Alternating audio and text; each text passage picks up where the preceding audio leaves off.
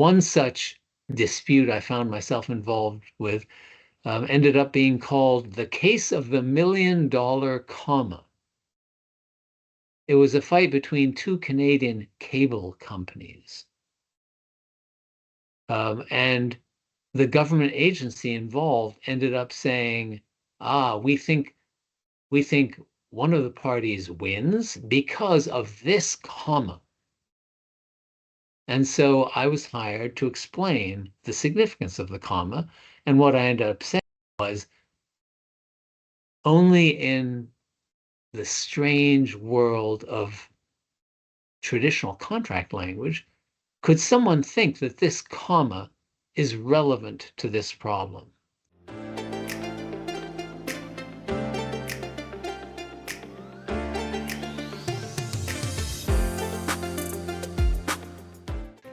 In 2001, my first book on the subject was published.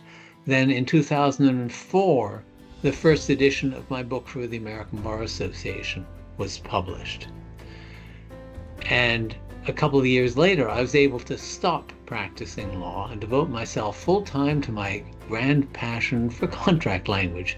So it was all a lengthy process.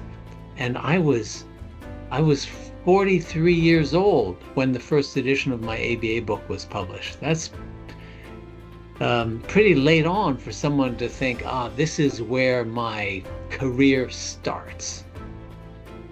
Because hey, I spent 20 years doing other stuff, but with the first edition of the book, I thought, okay, this is what I can do. So it was gratifying. Even though it was rather late on, it was gratifying to feel like I had found my reason for working.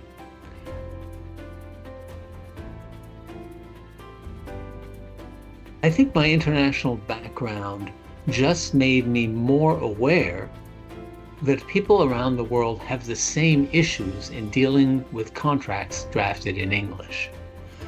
So I was aware of the extra hurdles that people face when they're not native English speakers, but they have to deal with this language. So I made it a point of trying to address that international need by making my book accessible to people around the world, by not gearing it to purely American needs, or even American and English needs, but the needs of anyone wherever they might be located. And I also, before the pandemic, had a fun few years traveling all over the place in a kind of ridiculous way, speaking in all sorts of places, seeing all sorts of, seeing places I would never have seen otherwise, all for the purpose of talking about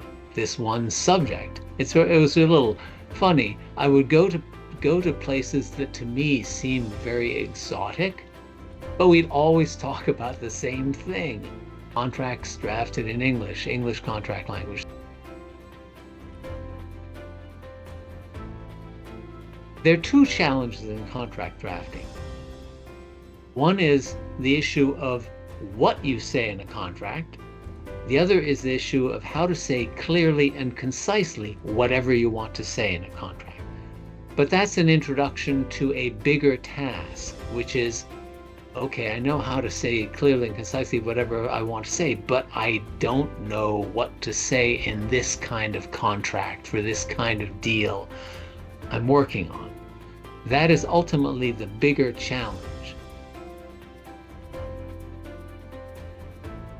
I've had occasion to be retained sporadically by people who find themselves in fights over contract language. One such dispute I found myself involved with ended up being called the case of the $1 million comma.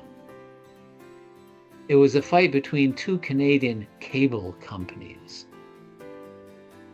And the government agency involved ended up saying, we think one of the parties wins because of this comma.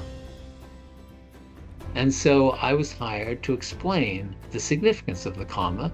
And what I ended up saying was, only in the strange world of traditional contract language could someone think that this comma is relevant to this problem.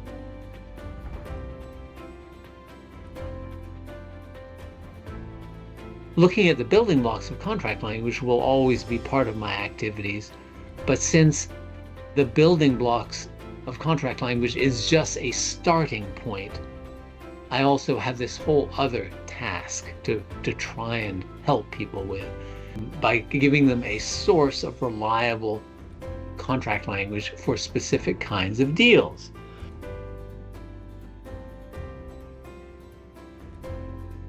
I suggested that you should strongly consider becoming an informed consumer of contract language. In other words, understand the building blocks of contract language. Know how to say clearly and concisely in a contract whatever you want to say. That isn't a sufficient end point, but it's a necessary starting point, because without it, you're just going to be adrift.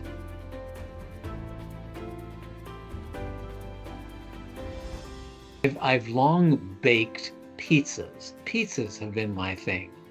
And I'm afraid I apply to the task the same sort of seriousness I apply to contract language. So it gets a little ridiculously intense. But most recently, in the past month, I started doing sourdough bread. I follow instructions and recipes, but the recipes often enough end up being a little chaotic. And it might be that everything becomes complicated if you're ambitious enough and are annoyingly strict enough. And that's me. Annoyingly strict about things. Yes, even in my own activities. So I guess that's why I had to move on to sourdough, something new and different to complicate my life. But yes, I like things being orderly. I like things working. I like people being happy with good pizza. So there we are.